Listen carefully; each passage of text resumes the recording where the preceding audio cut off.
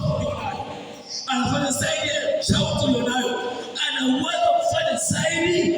Lakini kitu kinaamua una elimu kiasi gani cha mafanikio kwa njia ya malaika. Una elimu kiasi gani, hiyo ndio itaamua Mungu afanye nini katikati yako. Kwa unaweza ukabaki kwa sababu hujaelewa Mungu anafanya kitu kwanza ndani kuna nini ili afanye zaidi kuliko ulichowaza, kuliko ulichoomba, kuliko shauku, kuliko ndoto yako.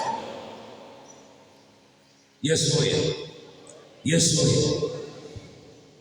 Nimesema mafanikio ni nini? Ni vitu vya kiroho. Katika hiyo Efeso 1:3, wa Efeso 1:3 asema atukuzwe Baba wa Bwana Yesu Kristo aliyetubarikia kwa baraka zote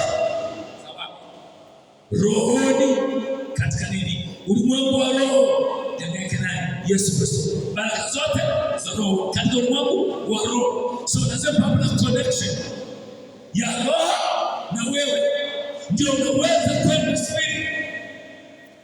Kwa sababu mafanikio ni jambo dogo. Mafanikio ni mambo ya rohoni. So lazima uwe na neema ya rohoni, uwezo wa kiroho wa kutosha. Itaamua utendeo mambo ambayo hujawahi waza.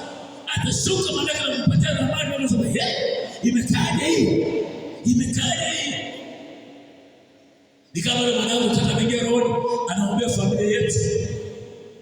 Mungu akamleta tena akakuta wale wasee wetu wa zamani wako pale wanatamka maneno kilugha. Walikuwa wanafanya matamko yao. Alisikia mtu mmoja tu bila kusikia. Mungu ambaye kwamba hiyo mpasa kufunga familia. Haya maneno yanatambuliwa pia kwa kilugha. Naona sasa. Namna